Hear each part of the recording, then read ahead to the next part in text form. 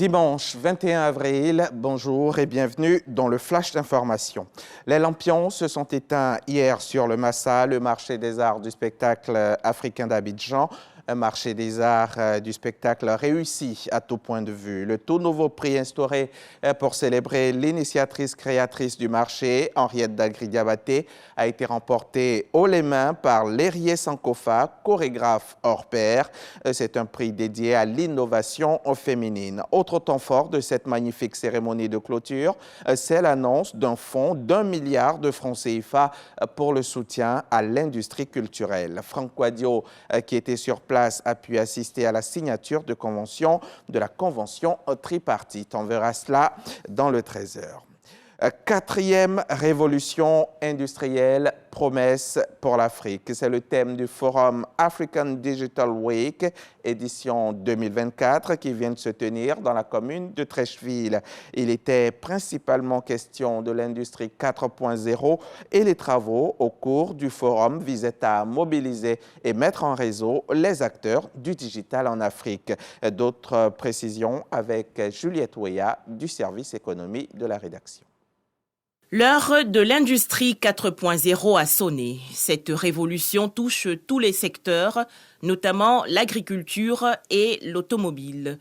Et selon les experts participants à la 4e édition du Forum African Digital Week, l'Afrique, notamment la Côte d'Ivoire, gagnerait à la développer. L'industrie 4.0 se situe au cœur de la trajectoire de développement industriel de nos pays et les compétences numériques nécessaires à cette bataille sont construites, structurées et mises en œuvre dans les systèmes de formation auprès de tous les acteurs qui sont censés fabriquer nos compétences numériques de demain. À l'ère de l'industrie 4.0, nous aurons beaucoup de capteurs, beaucoup d'électronique, beaucoup de robotisation. Cette industrie est effective en Côte d'Ivoire. Dans le domaine de l'agriculture, nous avons des systèmes automatisés d'arrosage. L'industrie 4.0 permet d'augmenter considérablement la productivité, la croissance et la satisfaction de la clientèle. En Côte d'Ivoire, le gouvernement veut booster cette révolution. Le ministère de la Transition numérique et de la digitalisation soutiendra fortement les initiatives de réforme en profondeur des programmes de l'éducation nationale, de l'enseignement supérieur, en dotant des établissements secondaires et supérieurs de laboratoires technologiques hautement équipés. L'édition 2024 du Forum African Digital Week se tient à Abidjan du 19 au 22 avril prochain autour du thème « 4e révolution industrielle, promesse pour l'Afrique ».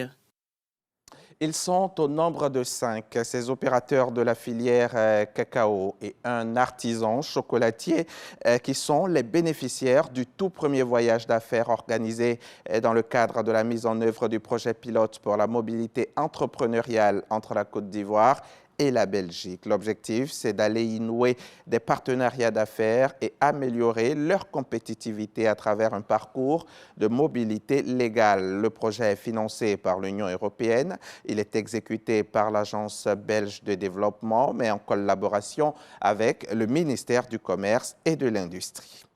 Au Sénégal, tous les ministres sont placés sous l'autorité directe du Premier ministre selon les premiers décrets émis début avril. Une décision qui a fait réagir d'anciens politiques sénégalais. Pour le porte-parole du gouvernement, il n'y a vraiment pas de quoi polémiquer. Selon Amadou Moustapha Ndiaye, ministre de la formation professionnelle et porte-parole du gouvernement, le Premier ministre est un chef d'orchestre et tous les ministres des membres de cet orchestre. Il est aussi le seul à rendre compte directement au président de la République. Ce dimanche 21 avril, en Espagne, les quelques 2 millions de Basques sont appelés aux urnes pour renouveler leur parlement régional.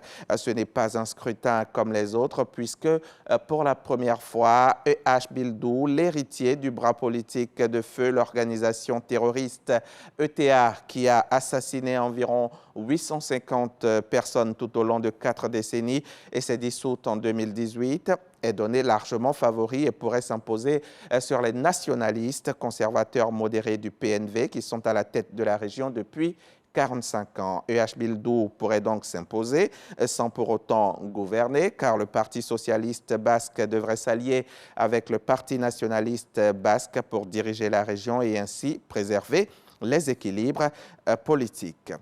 Tout à l'heure, à 13 h, le magazine du dimanche sera consacré au deuil périnatal. Comment s'en sortir? Comment se reconstruire? Comment en guérir? Comment reprendre goût à la vie tout simplement après la perte d'un enfant? Nous aurons une spécialiste comme invitée pour nous donner toutes les astuces afin que les familles désenfantées arrivent aisément à traverser cette partie sombre et douloureuse de leur vie. Manuela Yé est expert patient. Elle sera avec nous pour le magazine du dimanche. C'est à 13 h. C'est sur notre chaîne, la chaîne qui rassemble.